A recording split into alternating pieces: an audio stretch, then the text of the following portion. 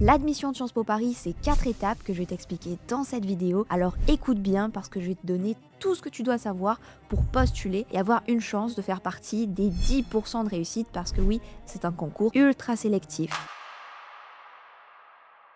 Pour postuler à Sciences Po Paris et ses campus, puisque comme vous le voyez, Sciences Po Paris possède également des campus qui sont situés dans plusieurs régions de la France, et bien pour postuler, ça se passe sur Parcoursup. Cependant, contrairement à 99% des vœux que vous formulez sur Parcoursup, il va y avoir vraiment des étapes, des véritables épreuves, parce que l'admission est bien plus sélective que 99% des vœux Parcoursup. Il faut bien comprendre que Sciences Po Paris, c'est le campus le plus général si vous ne savez pas exactement dans quoi vous voulez travailler plus tard ou que vous n'êtes pas intéressé par une région du monde spécifique, eh bien vous allez pouvoir défendre ce campus en particulier dans vos rubriques Parcoursup. Et les autres campus, comme vous pouvez le voir, eh bien, ils sont spécialisés sur une région du monde en particulier. Donc ça peut être vraiment intéressant si vous avez une appétence pour ces territoires géographiques précis. On a le campus de Menton qui a une spécialité sur le Moyen-Orient, celui de Poitiers sur l'Amérique latine,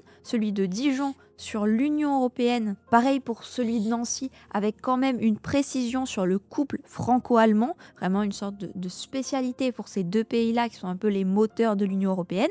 On a le campus du Havre qui lui est spécialisé sur l'Asie, et enfin le campus de Reims qui lui a deux spécialités, l'Amérique du Nord, donc les États-Unis, Canada, et l'Afrique. Il est important de noter que si vous voulez faire vos études dans un campus délocalisé de Sciences Po Paris, donc mettons Nancy, eh bien vos 2 premières années se feront dans ce campus, généralement c'est assez familial, c'est petit.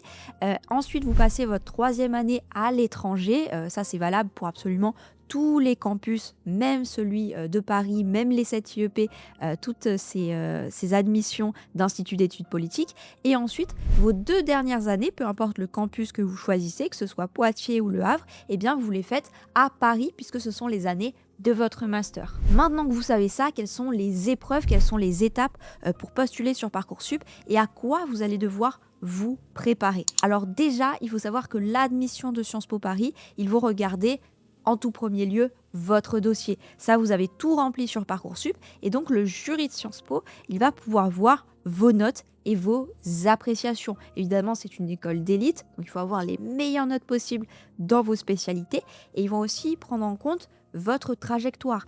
Est-ce que vous êtes un élève qui est parti de 18 de moyenne et qui ensuite en terminale, son dernier trimestre de Parcoursup, a fini à 13 ou 14? Ça va pas vraiment leur plaire, ça va envoyer un mauvais signal. Mais si à contrario vous avez été régulier ou même vous avez amélioré vos notes au fil des trimestres, au fil des années, eh bien là ça va être un bon signal pour le jury de Sciences Po. Les activités extrascolaires sont aussi prises en compte dans les rubriques, c'est quelque chose que le jury va apprécier. On va dire que cette partie-là, cette partie du dossier, elle compte pour 25% dans votre note finale, celle qui va décider si vous êtes admis à Sciences Po Paris ou non. Et une chose très importante qu'ils vont regarder également, ça va aussi compter pour 25%, ce sont vos notes au bac de français, que ce soit à l'écrit ou à l'oral. C'est pour ça que préparer Sciences Po, eh bien, il faut le faire dès la classe de seconde parce que ce bac de français est hyper important. Ça va compter pour 25% de la note finale. Alors pourquoi est-ce qu'ils séparent le dossier qui est l'étape 1 du bac de français qui est l'étape 2? Eh bien tout simplement parce que le dossier va aussi prendre votre classement au niveau de votre classe. Est-ce que vous êtes premier de votre classe? Est-ce que vous êtes second de votre classe? Ça va compter pour eux. Mais le bac, ce qui est bien, c'est que c'est une épreuve finalement au niveau du territoire où il y a un barème de notation qui est uniforme à toute la France. Et donc ils vont pouvoir juger votre niveau par rapport à toute la France. Et ça les intéresse beaucoup puisque la limite un petit peu du dossier, c'est que si vous êtes dans un lycée qui note plus facile, alors ils vont coefficienter les lycées, donc si vous avez un lycée, une classe qui note sévère, ne vous inquiétez pas, ça va être pris en compte. Mais ce qui est bien avec le bac, c'est qu'ils peuvent vraiment comparer sur une autre épreuve, sur une autre forme, votre niveau, votre valeur sur des compétences académiques bien précises. Donc c'est pour ça que ça compte également pour 25% dans votre dossier final. Ensuite, vous devez faire des écrits. Et oui, Sciences Po Paris va vous demander des écrits, sachant que depuis récemment, ils ne les lisent plus si vous n'allez pas à l'oral. Parce que tout ce qu'on a vu là, ça compte pour 50%. Et c'est sur cette appréciation qu'ils vont décider si vous êtes admissible ou non à l'oral. Pour vous donner un ordre d'idée, il y a à peu près 30% des personnes qui postulent qui vont être admises à l'oral de Sciences Po, le fameux entretien qui dure 30 minutes et qui du coup va compter pour 50% de votre note finale, d'accord? 25% environ pour le dossier, 25% environ pour le bac de français et 50% c'est l'entretien oral. Il faut se préparer le plus tôt possible. C'est pour ça que je vous ai préparé un guide complet sur comment se préparer à l'oral de Sciences Po. Vous pouvez le télécharger en description de la vidéo gratuitement et commencer à vous entraîner de votre côté. Plus tôt vous y prenez, mieux c'est. Parce que l'oral de Sciences Po, c'est clairement pas un oral qui va partout, c'est très codifié, mais par contre le jury peut vous embarquer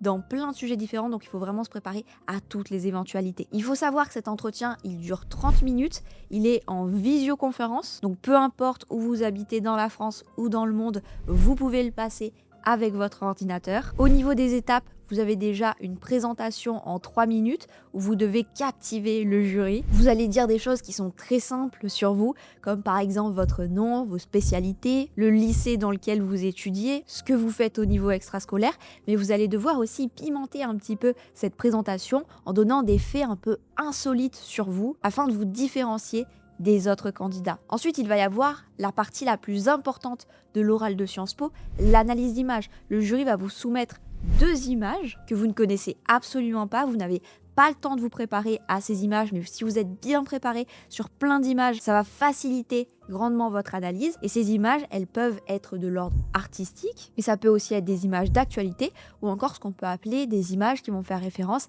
à des thèmes contemporains. L'idée, c'est que vous puissiez parler de cette image pendant au moins 10 minutes et ensuite le jury va vous poser des questions dessus pendant environ 5 minutes. Et enfin, la troisième partie de l'oral, ce sera une partie entretien. Le jury va soit vous poser des questions sur vous, soit vous poser des questions sur l'école, soit poser des questions sur votre futur, vos projets, vos projections. Soit il peut continuer à parler de l'image, il peut aussi vous parler d'actualité, de politique, de sociologie, d'économie. Il peut vous parler de tout ce qu'il veut. Évidemment, cette timeline, elle est à titre informatif. C'est comment se passe un oral généralement. Mais vous pouvez très bien tomber sur un jury qui va d'abord vous poser plein de questions et ensuite vous faire analyser une image. Et en fait, ça durera moins longtemps ou plus longtemps en fonction des jurys, en fonction du contexte, en fonction des questions qu'ils vous posent. Ce qui est sûr, c'est que c'est une admission à vraiment prendre au sérieux parce qu'encore une fois, c'est seulement 10% de réussite alors que les meilleurs élèves de France y postulent. Donc je te conseille de télécharger nos ressources en description et je souhaite bon courage dans ta préparation au concours.